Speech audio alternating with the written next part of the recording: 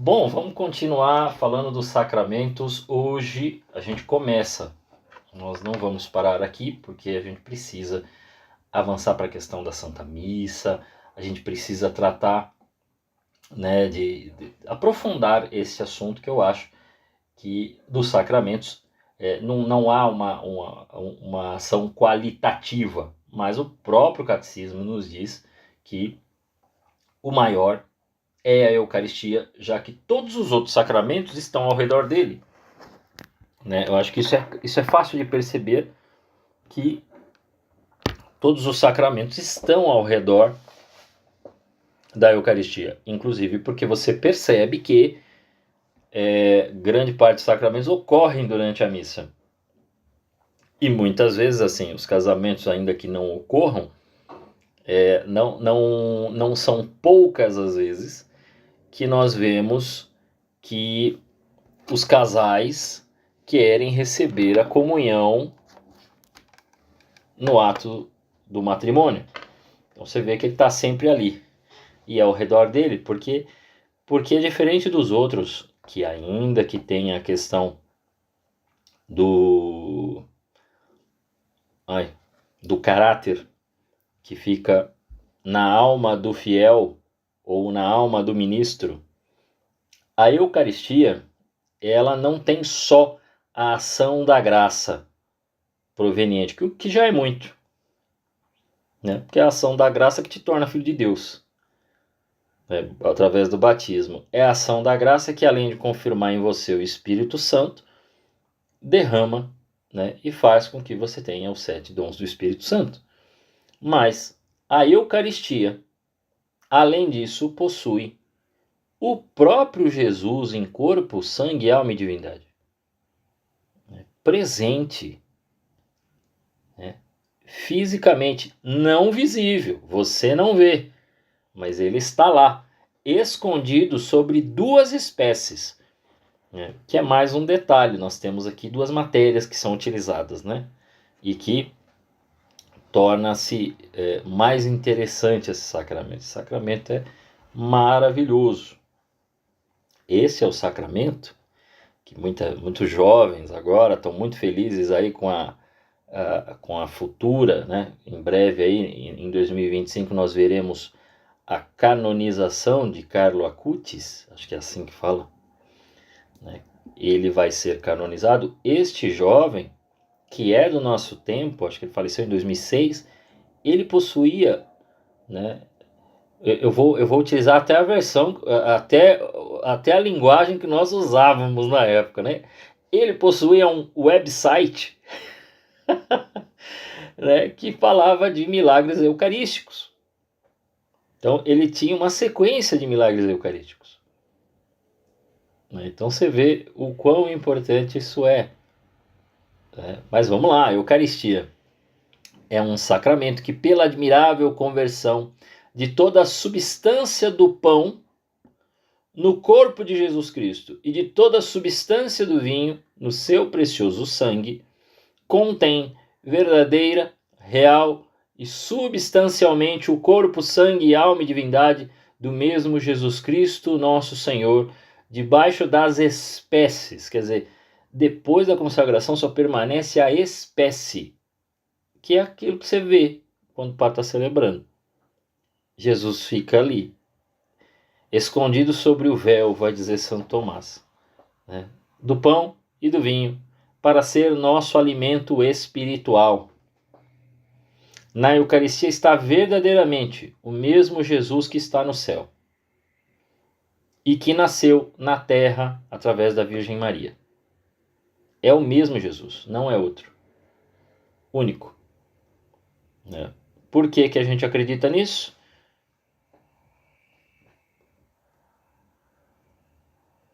Porque no sacramento da Eucaristia está verdadeiramente presente Jesus Cristo, porque ele mesmo disse, e assim ele ensina a Santa Igreja. Onde ele disse isso? A gente pode lembrar, né? Eu passei na semana passada, não mandei para vocês o quadrinho, mas depois eu mando com as leituras. Passei na semana passada as leituras, mas eu preciso mandar no grupo lá o quadro com as leituras relacionadas ao sacramento, mas vocês vão lembrar que nós lemos aqui quando falávamos da crucificação de Jesus, a gente também leu integralmente o capítulo 6 de João. E lá ele fala o quê? Lá ele fala, né, quem come a minha carne e bebe o meu sangue permanece em mim e eu nele. Quem come a minha carne e bebe o meu sangue, né, eu estarei junto, unido a ele, faremos um. Quem bebe, eu ressuscitarei no último dia. Ele vai repetindo várias vezes isso, né, ao ponto de que o pessoal fala, como assim? Como assim? Mas que negócio é esse assim? Nós vamos comer a carne, né? Que negócio é esse assim? Ocorre ah, não, essa palavra é muito dura. Quem é que pode suportá-la? Né? A matéria do sacramento, quais são? Né? São duas. A gente já mencionou aqui, mas aqui a gente fala com tranquilidade, que é a Eucaristia que foi empregada, né? É o pão de trigo e o vinho de uva, não é suco. Aliás, para quem não sabe, vou dizer, o vinho canônico, ele é mais alcoólico que grande parte dos vinhos que tem por aí. Muita gente não sabe, aquilo ali não é um suco. Eu já tive de beber. Então aí vamos dizer, bebi o sangue de Cristo. Como é que isso aconteceu? Eu estava auxiliando o padre, só tinha eu e o padre. E o padre tinha tido uma infecção alimentar. Consequência, ele não pode beber, porque ele estava se medicando, não pode tomar bebida alcoólica. Mas Leandro, você falou que é Jesus. Sim, é Jesus, só que ele não muda a propriedade química. A espécie está mantida. Ela fica mantida ali. O pão está ali, mas é o próprio Jesus ali dentro. A substância não é mais. Mas Jesus não mudou a forma. Tá ali, você olha, você vê o pão, você olha, você vê o vinho, você cheira o gosto. Bom, vocês comungam. E aí o padre me deu o cálice. Aí eu, hã? Tipo, não entendi. Ele, beba tudo. Eu não tô bem de saúde, eu não posso. Por quê? Assim como, né, eu não sei se as pessoas que vão à Nossa Senhora Aparecida, não sei se Maíra já percebeu, tem um jovenzinho, que inclusive foi meu catequizando, o Gustavo, ele não comunga no pão. Por quê? Porque ele tem alergia total de glúten. Total. Ele não pode comer. Nada. Então quando ele vai para a fila da comunhão, ele é sempre o primeiro. Ele chega primeiro que as senhorinhas na fila. Ele fica lá. O padre chega com o cálice, ele bebe, e o padre volta para o altar para pegar a Eucaristia. As pessoas acham estranho, né? Olham, mas por que só ele? Porque ele não pode comungar na forma do pão. Ele só pode comungar na forma do vinho. Então ele vai lá e dá o gole. Vamos lá. Então a matéria é a Eucaristia, o pão de trigo e o vinho de uva. Eu não sei se você conhece, talvez sua irmã conheça, Gustave Lorraine. A forma do sacramento são as palavras repetidas no momento da consagração. Isto é o meu corpo que será entregue por vós. Este é o meu sangue, sangue da nova e eterna aliança que será derramado por vós e por todos, a remissão dos pecados. Pois bem, então o que é a hóstia antes da consagração? É pão de trigo. Aliás, mesmo que depois venha a pergunta, vocês sabem o significado da palavra hóstia? Vítima. É isso. Tá bom? Depois da consagração, a hóstia é o verdadeiro corpo de nosso Senhor Jesus Cristo debaixo das espécies de pão. E o que tem no cálice? Vinho com algumas gotas de água.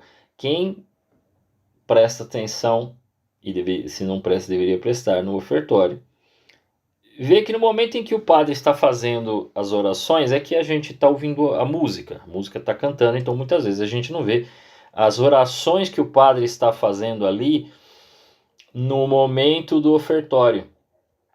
E aquilo é muito bonito, porque ele está entregando o pão e o vinho, e aí a gente entende Por que é pão e vinho?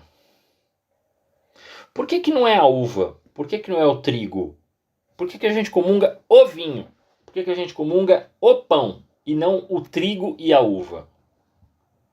Não seria mais fácil o padre, né, fazer o trigo aqui e a uva e ele entregar para cada um?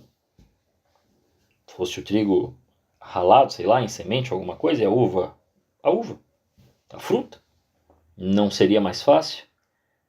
Por que tem que ser o vinho? Por que tem que ser o pão? Exatamente. Porque quando o padre está fazendo a oração do ofertório, ele faz uma entrega específica dizendo, né, ele abençoa e ele entrega a Deus o pão e o vinho, dizendo que aquilo ali é fruto do trabalho humano. Porque para ser pão, precisa passar por um processo que só quando o homem pega o trigo e o processa, ele se torna pão. Assim como o vinho. Existe todo um processo que é feito, né, para aquele momento em que aí ele vai curar, né? Então ele vai ganhar o álcool ali, né? O álcool é próprio da fruta, né? O cara não pega um álcool de fora e coloca lá. Então ele faz todo esse processo do vinho, toda a preparação do vinho, é tudo um trabalho humano. Se ele pegasse apenas a fruta, se ele pegasse apenas o trigo, seria apenas um trabalho divino. Porque quando a gente chegou nessa terra, as frutas já estavam lá. O trigo já estava lá. Porque foi criado por Deus. Essas coisas já tinham sido criadas. Porém, o pão e o vinho é um fruto do trabalho humano. Então, Deus quer que o homem participe. Aliás, desde que Deus faz o primeiro homem, a primeira mulher, nunca mais Deus trabalhou separado de nós. Ele trabalha conosco. Ele não trabalha sozinho. Então, ele sempre nos chama a colaborar, né? Colaborar, laborar é trabalhar, né? Então a gente trabalha junto. Então, por isto, é o pão e o vinho, né? E não é outra coisa. Não tem outra mistura. É pão e vinho, efetivamente. Não se usa nenhum outro objeto diferente. A gente ouviu falar de umas missas malucas que teve aí que utilizava-se guaraná e pipoca, mas isso é uma aberração, né? Se você vê um dia um negócio desse, saia correndo, porque o pessoal tá louco. O pessoal enlouqueceu e saibam que eu já vi, tá? Nossa Senhora Aparecida, né? Quem viveu, viveu. Porque já teve coisas muito loucas por ali, né? Não só na Nossa Senhora Aparecida, claro. A gente vê direto, mas lá nós já tivemos algumas coisas desse tipo, né? Então, a gente vê a participação. E aí tem mais um detalhe no ofertório que passa às vezes despercebido. E é o que eu falei das gotas de água. Quando o padre vira o seu corpo, logo depois de ter feito a entrega do pão e do vinho, ele vira novamente, ele vai em 2 frascos. Um é que ele colocou o vinho, e todo mundo percebe que ele colocou o vinho, porque tá ali roxinho e tal, né? Ele, coloca ali. Talvez não tenha visto, mas melhor, que bom que você não viu, né? Faz muito tempo mesmo. Ele coloca o vinho, ele reza o pão, e no momento em que ele está colocando o vinho, ele volta novamente ao acólito que está segurando aquelas 2 garrafinhas, que nós chamamos de galhetas. Aquilo são galhetas, o nome é aquele. Ele pega uma colherinha, que a gente chama de caldeirinha, parece uma colher de feijão, só que bem pequena mesmo. Ele pega e aquilo ali vai dar 1, 2 gotas de água. E joga, pronunciando as orações, no cálice, dentro do vinho. O que representa aquelas gotas de água? Aquilo ali representa a humanidade. A humanidade sobre a divindade, né? Sempre lembrar que Jesus é verdadeiramente Deus, verdadeiramente homem, 100%. E ali está a nossa humanidade. É muito triste quando nós, no ofertório, o Padre em persona Cristo está fazendo a entrega de Jesus para o Pai, preparando ele para o santo sacrifício. Esse é o momento, esse aí é o momento de colocar sua vida, a vida de alguém que você precisa rezar, a vida de alguém que morreu, né? Alguém, ou sua saúde, trabalho. É essa hora aí que você entrega. Né? É naquele primeiro oremos, após o glória, ou após, né, no caso a gente no advento é após o ato penitencial, e no ofertório. Né? Não é na comunhão. Na comunhão é uma oração pessoal. Na comunhão é uma oração sua com Deus. Né? Então, nessa do ofertório você pede emprego. Entendeu? É nessa que você faz. Ó, Senhor, estou apresentando minha vida, minha dificuldade, sei lá, se tivesse de empregar, minha dificuldade de trabalho, por isso. É aqui. Você entrega a vida de alguém, ó, aquele irmão que está com problema de droga. Porque, vejam, quando entra no momento da oração eucarística, nós não temos lá há um momento que se reza pela igreja. Pelos padres, pelos bispos e tudo mais. Depois ele reza pelos fiéis, vivos. E depois ele reza pelos que morreram. Então é a hora de pedir por essas pessoas. É a hora de colocar essas coisas comuns. Tanto que a gente não faz as preces, inclusive. Agora vamos fazer, Senhor, escutar a nossa prece. É nessa hora. Na comunhão, no momento da comunhão, comungou, a oração é outra. E a oração é para a sua espiritualidade e contato com Deus. É outra história. É outra ideia. É outro pensamento. E aí agora é o relacionamento pessoal, você e Deus. Então ali a gente coloca a nossa humanidade. Deus se apresenta, a gente também se apresenta. A gente coloca a nossa vida, coloca a nossa história e apresenta todas as pessoas ali. Né? A conversão do pão no corpo e do vinho no sangue de Jesus faz-se precisamente no ato em que o sacerdote na Santa Missa pronuncia as palavras da consagração. Aquela, este é o meu corpo, este é o meu sangue. A consagração é a renovação por meio do sacerdote do milagre operado por Jesus Cristo na última ceia, quando mudou o pão e o vinho no seu corpo e no seu sangue adorável por estas palavras, isto é o meu corpo que será entregue por vós. Depois, isto é o meu sangue, o sangue da nova e eterna aliança, que será derramado por vós e por todos para a remissão dos pecados. Fazei isto em memória de mim.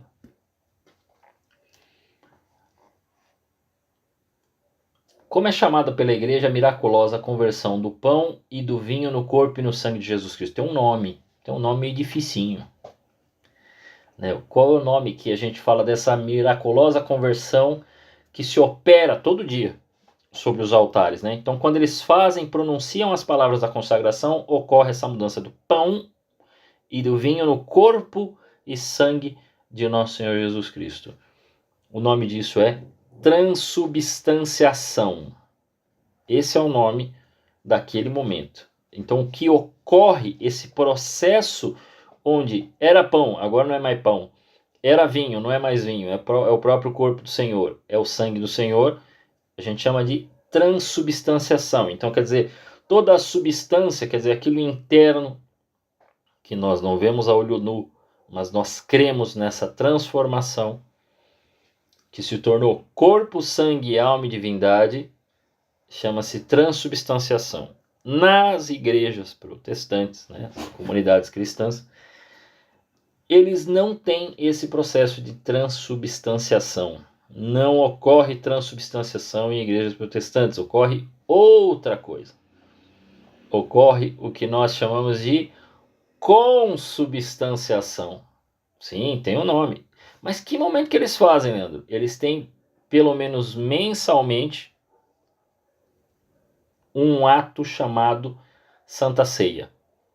Que aí eles reúnem as pessoas, eles fazem um pouquinho diferente. Aí existe, em algumas que nunca tem rito, porque eles fazem de modo aleatório, é o que o Espírito inspirar, em alguns casos, e outros são mais ritualistas, né? Mas eles fazem uma consubstanciação e eles deixam claro que o pão continuará sendo pão, o vinho continuará sendo vinho, mas eles estão apenas fazendo uma representação. Mas eles rezam, além de repetirem as palavras, eles rezam pelo alimento que será dado a todas as pessoas que lá estão. Por quê? Porque a graça de Deus, eles creem que na oração a graça de Deus permanecerá ali, para que todos possam cear juntos. Mas eles não creem que Jesus se fará presente também fisicamente, só na sua graça do Espírito. Então, esta é a diferença. Não tem a mesma profundidade. Não tem o mesmo... Aliás, se vocês quiserem saber, tem um vídeo meu no canal chamado Sacramentos de Protestantes. Lá eu dou uma explicada, mais ou menos, eu acho que o vídeo tem uns 15 minutos. E lá eu explico, né? Porque um rapaz mandou um recadão para mim, explicando todos os... E eu falei, poxa, ele facilitou meu trabalho. Era uma coisa que eu pensava em fazer para o futuro, né? E aí ele facilitou, ele fez um resumão. Eu não sei por que ele fez, mas ele fez. Eu acho que ele quis se explicar. Não sei se ele era católico, se ele era protestante, mas ele colocou tudo lá. Então lá eu explico todas essas coisas, eu vou colocando. É bem interessante, né? Porque às vezes o pessoal pensa que eles não têm. Eu já falei que eles têm. Por exemplo, no batismo, eles não têm crisma. Mas eu já expliquei que eles têm batismo. Se eles lá têm água, e boa parte tem. Tanto que muitos deles só fazem por imersão, né? Jogar o pessoal lá dentro da piscininha. E lá eles falam, tal pessoa, eu te batizo em nome do Pai, do Filho e do Espírito Santo, amém? O batismo é válido, a igreja católica não vai falar assim, você tem que batizar de novo. Porque o cara foi batizado com a fórmula correta, né? Que é o que eu expliquei também. Né?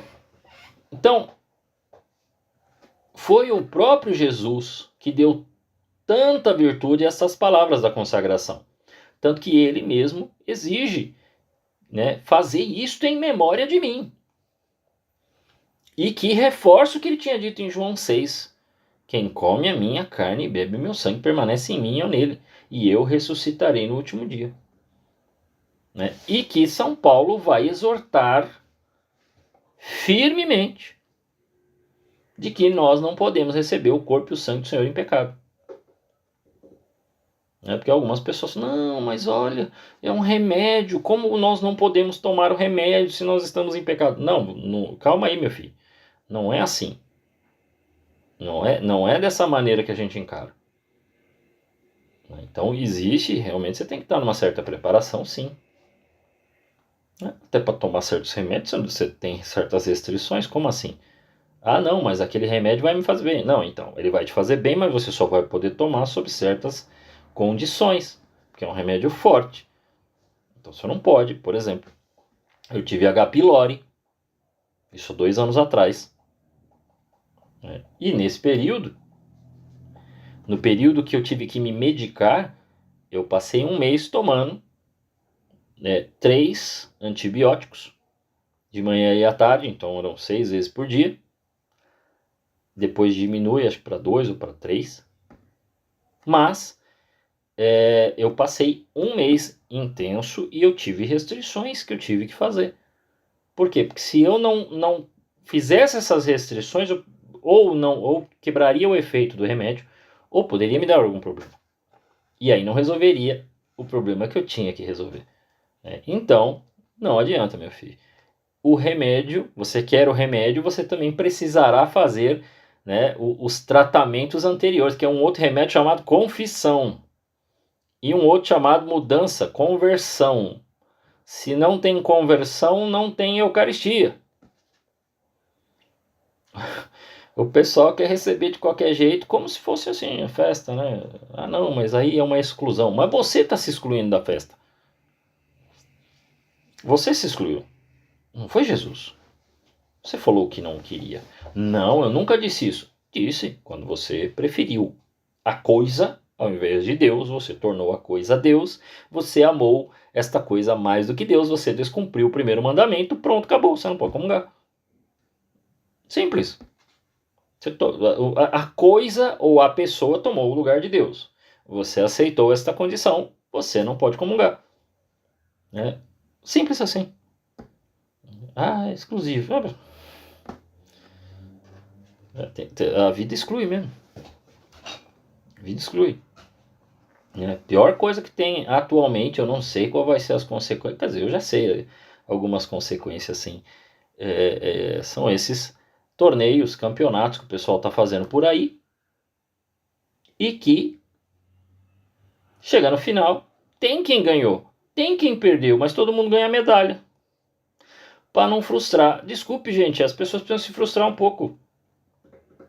Porque você vai se frustrar na vida. Você vai ter frustração natural. Não pega trauma agora. Mas aí depois não tem anticorpos para superar as dificuldades da vida. Quando as dificuldades chegarem, não sabe lidar. E a gente já está tendo gente que não consegue lidar com questões de emprego.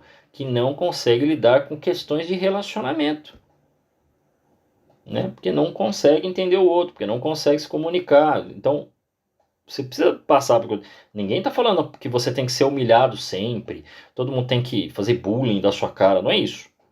Mas você vai precisar passar por algumas dificuldades de vez em quando, você saber, putz, fui fazer, não passei, não consegui, fui reprovado, fiquei em último lugar, acontece.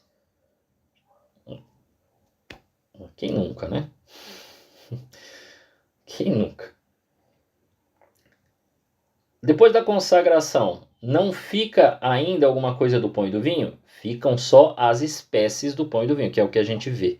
Só fica a espécie externa, né? As espécies, o que a gente chama de espécie? Quantidade, qualidade sensível do pão e do vinho, como figura, quer dizer, o formato dele, a cor, o vinho não muda a cor, o sabor, então você sente gosto de pão, isso não muda. Né? E de que maneira podem ficar as espécies do pão e do vinho sem a sua substância? Elas ficam maravilhosamente sem a substância pão, sem a substância vinho, simplesmente por virtude do Deus onipotente.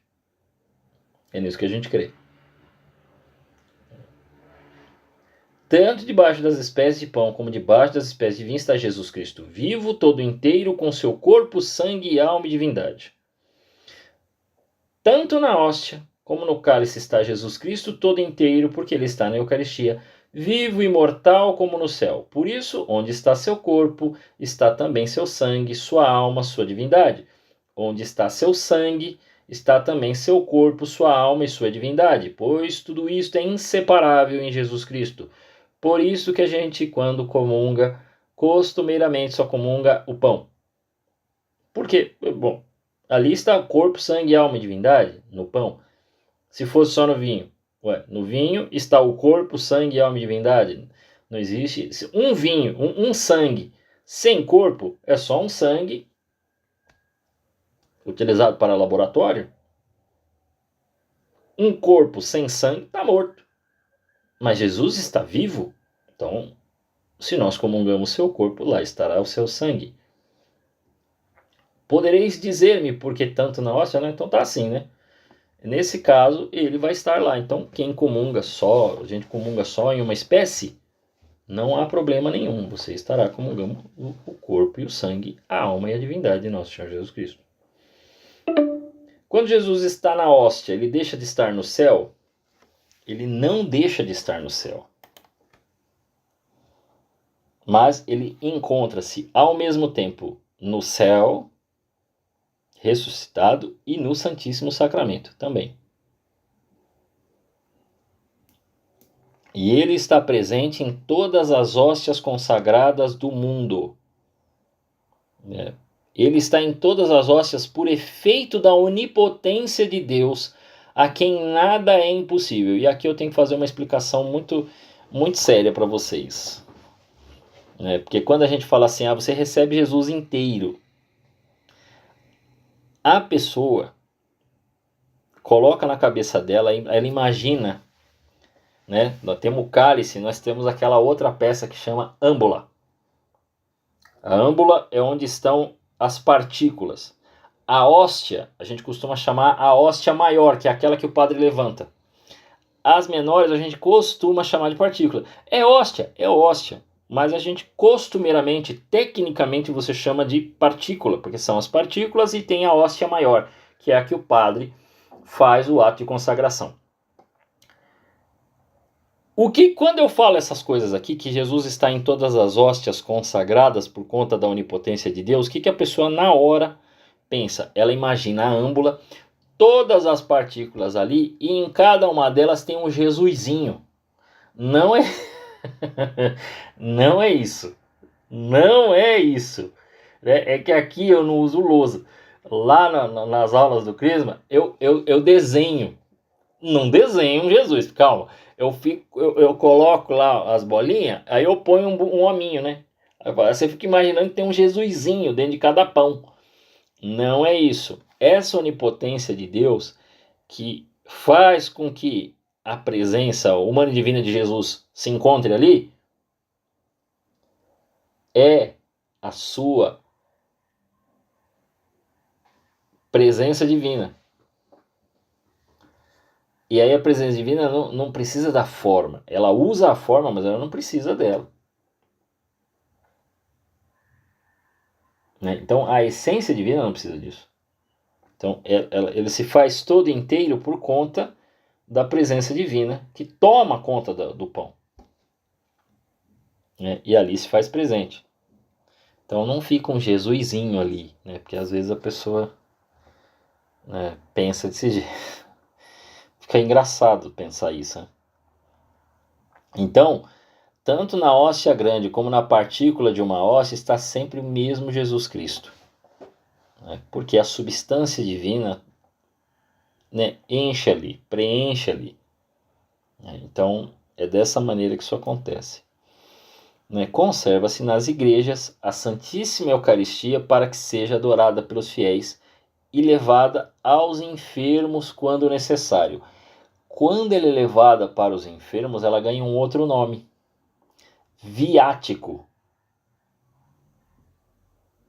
Que é o pão dos viajantes. Entendeu? Então é o viático. Que é o pão que é levado.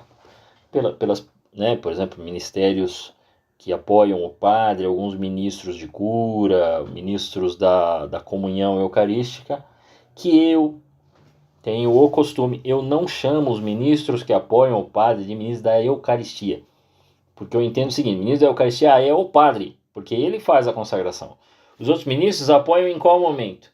Na comunhão. Então eles são ministros da comunhão. E não ministros da Eucaristia. Ministro da Eucaristia é o padre, ele que celebra a Eucaristia. Né? Nenhum ministro celebra a Eucaristia tirando o ministro ordenado. Certo? Então, a Eucaristia, como tem Jesus ali em sua substância divina ali presente, né? Sua presença, ele deve ser adorado por todos, porque ela contém verdadeiramente, real e substancialmente o mesmo Jesus Cristo, nosso Senhor. Aí só para nós reforçarmos, quando que Jesus instituiu o sacramento? Na última ceia que celebrou com seus discípulos na noite que precedeu sua paixão. Até um certo momento, isso é interessante, isso fica bem evidenciado em Lucas, em João. Até um certo momento, Jesus repete o rito da Páscoa judaica. E depois ele faz um rito próprio. Porque aí já não é mais aí agora é a nova e eterna aliança. Que aí quando ele vai entregar o pão e o vinho, aí já não é mais o rito judaico. Ele faz a Páscoa judaica e depois ele passa e faz uma outra coisa que nós chamamos missa. Que é isso aí que ele vai fazer, que é repetido pelos padres, é repetido pelos bispos. Né? Jesus instituiu a Santíssima Eucaristia por 3 razões. Para ser o sacrifício da nova lei. Por quê? Porque no rito pascal dos judeus, o que era? Era bois, né? Era um outro sacrifício de animais. Não precisa mais desse sacrifício. Jesus agora é o único sacrifício. Ele se entrega. Agora é o sacrifício verdadeiramente propício, mais que o sacrifício de Abel. Né? E todos os outros fizeram, nada alcança agora. Esse é o maior sacrifício. Segundo, para ser alimento da nossa alma. Ele é alimento, sim. Terceiro, para ser um memorial perpétuo da sua paixão e morte e um penhor precioso do seu amor para conosco e da vida eterna. Por que Jesus instituiu esse sacramento debaixo das espécies de pão e de vinho? Né? Debaixo, porque a Eucaristia devia ser o nosso alimento espiritual e por isso era conveniente que nos fosse dado em forma de comida e em forma de bebida. E também, não só de uma comida ainda preparada, apenas já pega pela natureza, mas também fruto do trabalho humano que eu comentei com vocês em relação ao momento do ofertório. Né? Que efeitos produz em nós a Sagrada Eucaristia? Produz o seguinte: conserva e aumenta a vida da alma, que é a graça, assim como os alimentos materiais sustentam e aumentam a vida do corpo. Né? Você come para poder viver, você bebe também para poder viver, estar hidratado, estar alimentado e com isso permanecer vivo. Segundo, perdoa os pecados veniais e preserva dos mortais e produz consolação espiritual. Em alguns momentos as pessoas têm alguma consolação ao receber a Sagrada Eucaristia. Ela produz mais algum outro efeito? Sim. Primeiro, ela enfraquece as nossas paixões e, em especial, amortece em nós o fogo da concupiscência. Segundo, aumenta em nós o fervor e ajuda-nos a proceder em conformidade com os desejos de Jesus Cristo. Então, quem vai lá, recebe e tudo mais, vai tendo esse aumento da conformidade com os desejos de Jesus.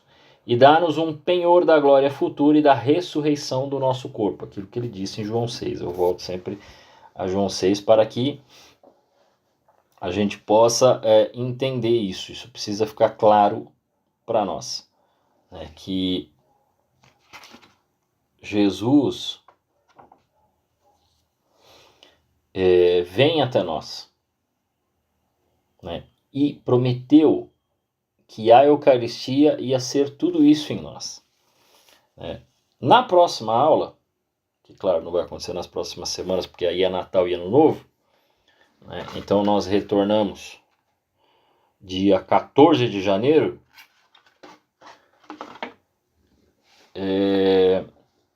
nós vamos falar das disposições para comungar bem.